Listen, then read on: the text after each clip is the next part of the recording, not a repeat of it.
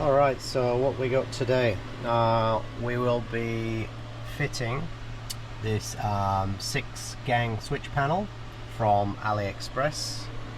I will put the link in the description should you want to check it out. So basically this is the actual main switch panel itself.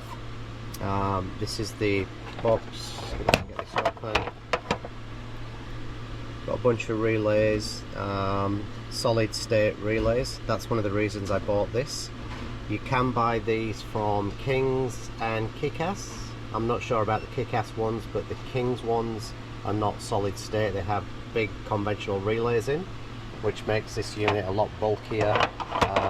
Also these are quicker, more reliable, less likely to fail, so that's why I opted for this. As far as the Kick-Ass one, I'm not sure if that uses conventional or solid state relays, but the price was good on this. I did plan on doing an unboxing and showing you, but I got carried away and I already put all the stickers on that I need. But basically this is what you get, plus some wiring, plus isolator slash fuse. I'll show you that. I've already fitted that and I'll tell you why in a sec. Alright, so the reason that I've already fitted the fuse block is because I put these drawers in. Oh god, I hate these. Got to get this just right to flip it.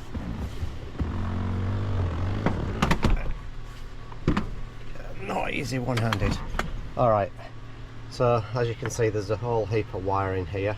So I basically fitted these drawers the other day, and knowing that I would put my relay box here where it's very accessible. I did plan originally on putting it in the third row seat stowage area, because that's where my battery and DC charger is. However, if a fuse blows, the easiest and most accessible area is this. It's literally a 30-second job to get to here, so that's where it's going. And this is the little connector block that you get, the little fuse, what do they call it, like a resettable fuse. So I had to fit that when I ran all this wiring, so that's already in. But you get a main wire feed, you get this, you get a smaller wire feed to go up to your fuse box, and yeah, plus everything that I showed you before. So I think we'll make a start on mounting the unit here, and then we'll start wiring it up. Alright, so in this main block, obviously the cover goes over it, and the cover totally covers the whole thing. The idea is that the wiring comes up through here and keeps it all neat. Now for me to do that, I would either have to hang it over the edge like that. In fact, now that I think of it, that's not terrible, or you know, it is a terrible idea because of the seat. I think the seat will foul against that. There are a heap of mounting brackets that you can get for this to stand it up, so I'm going to have a look at my options for that. I was going to mount it flush and maybe cut a section out of this cover to run the wires, but now I'm thinking I might just have a look at the mounting bracket arrangement. Alright, so in the end I was pretty restricted to where I could put this, obviously because this wire is a preset length wire. I could have made up a new wire, but I thought, you know what, I've got the wire, I'll make it work. And also the main earth wire coming in here.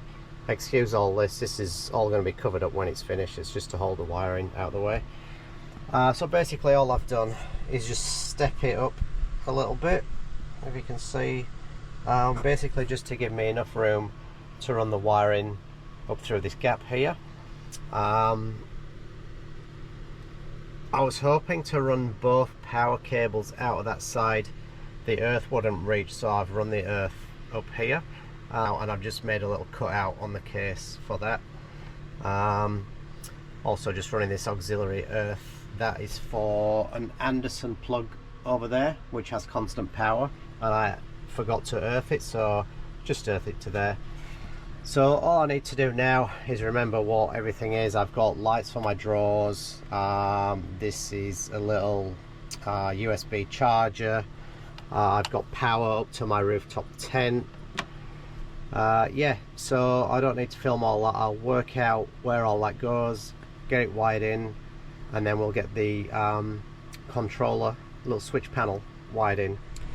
Alright, so one extra wire I had to add in, basically this one here, this red wire to power, that's a ignition switch, so you can have this whole unit so it only works when the ignition is switched on. Obviously I need this to run all the time because it runs my fridge and everything, so I basically just run that wire straight to the permanent live. I've wired a couple of things in just to see everything works before I go any further. I've just connected the switch block up, so let's power it up, see what happens. Alright, we've got lights. You can change all the colour on that. Mode.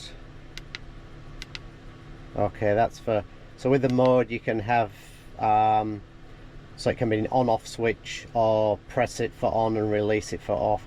There's a few different things. I need to go through the instructions. You can change all these colours, but let's see, shall we?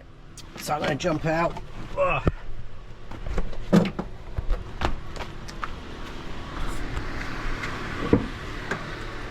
So I got this little USB charge port here, which is on. We've got that as accessory, so if we press accessory on, we've now got power to there. I'll just press it on and off. Right, like a soft turn off, that's nice. And also what we've got is, if we open this drawer, we've got interior lights, which is the drawer. Yay! Bottom drawer as well. Awesome. Alright, so that's confirmed that it works. So all I need to do now is just wire the rest of it up and tidy everything up and come back to you. Alright, so we're all fitted up now. There's a little switch panel there. Obviously the fridge is going to go there, so I've still got heaps of room to access that. I still got to put the fridge in, everything else is done. I've still got to do some wiring for the awning, and then basically that's it. The oven's wired, the drawer lights are wired, the rooftop tent power is wired, all the auxiliary powers are wired, and yeah, it's in a nice easy spot. If we have any problems and a fuse blows, I literally drop this seat and the unit's just right there. Just pop the lid off, change the fuses, easy as that, and then all hidden out the way.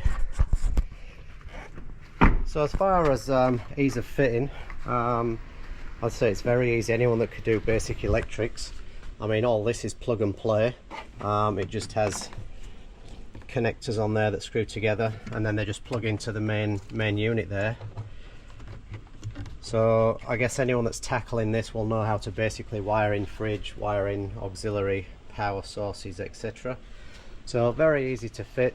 I mean, it's early days, everything's working and it's very simple. I will play around with the colours on this.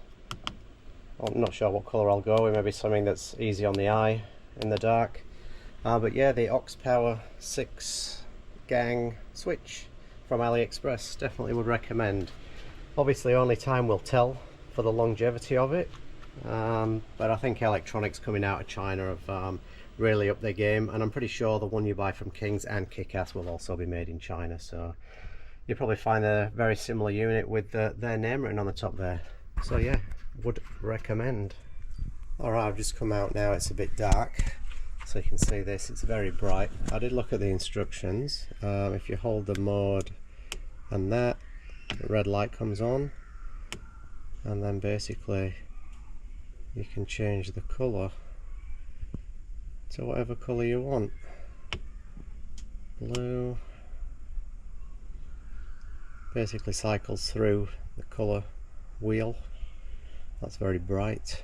Pink, red, amber, yellow. I like a yellowy green's not bad.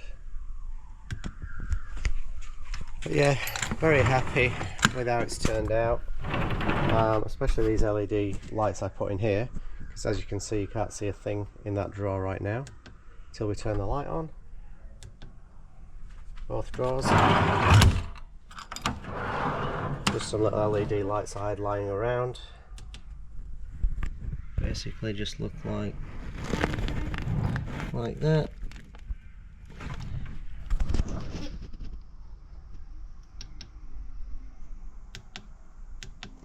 So yeah, thanks for watching.